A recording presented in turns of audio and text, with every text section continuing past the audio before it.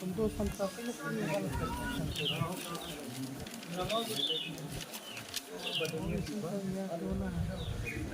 हमारे साथी जो धर्मेंद्र यादव ना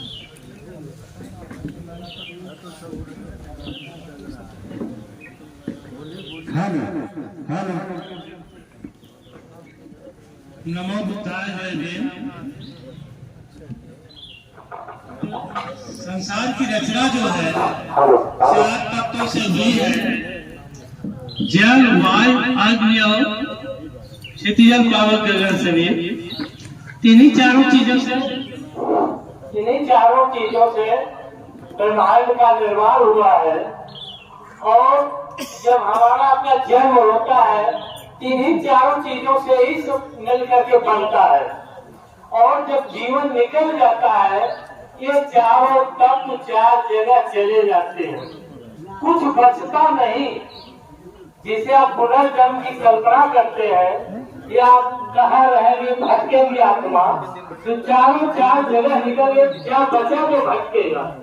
किसके लिए आप नहीं करते हैं? कुछ बचा हो तब तो करे। चारों 4 जगह विलीन हो गया, कुछ बचा नहीं। इसलिए इन सब चीजों पे आप छोड़िए, ये नहीं करना चाहिए। मैं तो हमारे सामने महिला बैठी है, माताएं बहने, मैं उनसे एक प्रश्न करना चाहता हूँ। आप ये बताएं, जिसका जन्म हुआ मरेगा कि नहीं मरेगा? बोलिए, मरेगा? तो ज्यादा जीवन हुआ है तो उसका मरना भी निश्चित है, मरना भी निश्चित है। आप लोग करवा चौथ का व्रत रखती है, किस लिए? कि मेरा पति न मरे। क्या आपने गांव मोहल्ला में, पड़ोस में या देश में देखा है कि जो करवा चौथ रहा उसका पति मरा है कि नहीं मरा है? मरे हैं।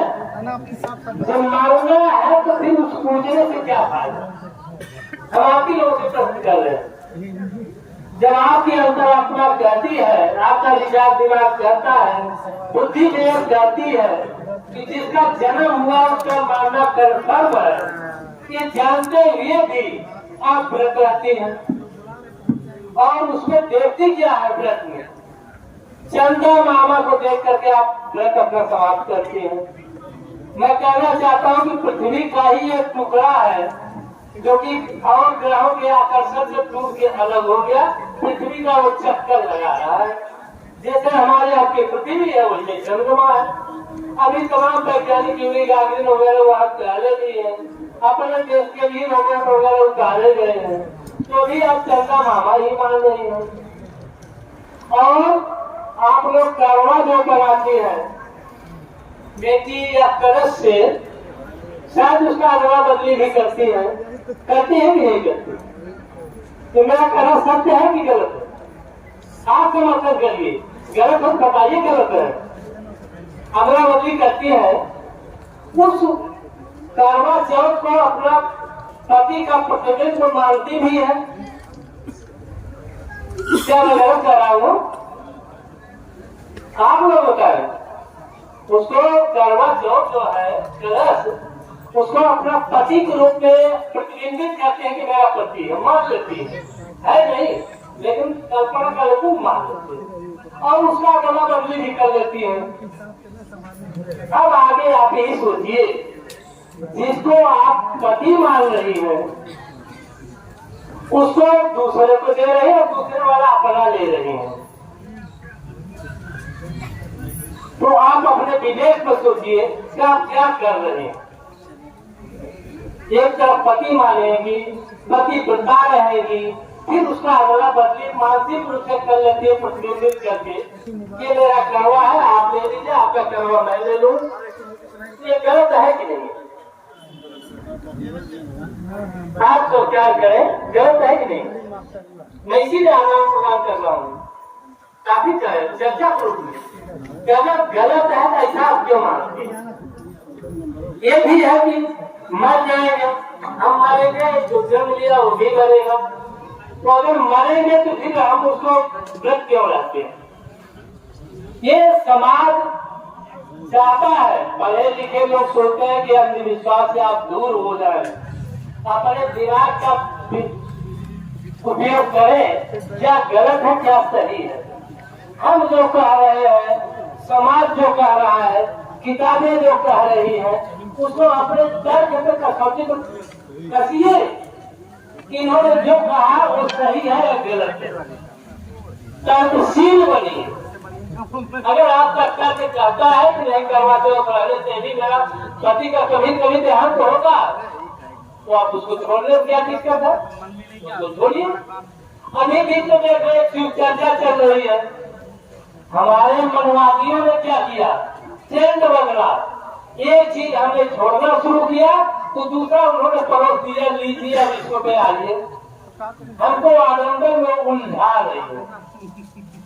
इसी तरह से होलिका के विषय में बताता हूँ। हिरण्यकश्यप की बहन थी होलिका, और हिरण्यकश्यप राजा थे। हमारे मनवादी, जिसको आज ब्राह्मण के रूप में आप कह लीजिए, हम ब्राह्मणों के खिलाफ नहीं है, लेकिन उनकी कुरीति दी गई कुरीतियों के पुरजोर विरोध करते हैं। उनसे भाईचारा रिश्ता है, लेकिन जरूरी नहीं कि उनके आडंबर को हम मारे। अगर गलत है तो उसको विरोध करेंगे। हिरण्यकश्यप हमारे देश का राजा था, ब्राह्मण राजाओं ने उसे जुतिया नहीं जीत पाए, तो उनके क्या नाम के लड़के को उन्होंने बदला लिया, क्योंकि उनकी नीति थी हम अगर सामने नहीं युद्ध करें तो उसके परिवार को छोड़ के मिला ले, उसी शक्ति धन हो गए। प्रहलाद धन उसका लड़का। और होलिका क्या थी, वो अपने बच्चों को ढूंढते ढूंढते तलाश रही थी, शाम हो गया अंधेरा होगा। यही मनवादियों ने, जिनको आप ब्राह्मण कहते हैं, उन्होंने वो होलिका के साथ दुष्कर्म किया, मार डाला और रात में जला दिया। इसमें आप लोग अध्ययन करिए, गूगल से सर्च करिए, मोबाइल से, इंटरनेट मोबाइल है, सर्च कर लीजिए, मानिए न मानिए लेकिन सर्च करके देखिए। उन्होंने उसके साथ दुष्कर्म किया, सब कुछ किया, जला दिया और धर्म क्या फैलाया, तो प्रहलाद को लेके जल रही थी, खुद जल गए, प्रहलाद बच गया। ये कहानी है। और बड़े भाव से हमें आप होली मनाते रंग उल्लास करते हैं।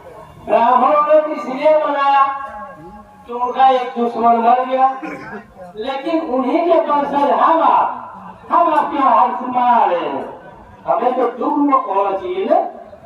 एक दिवाली की बात मैं करता हूँ, दिवाली अभी आएगी, दिवाली मनाई क्यों गई?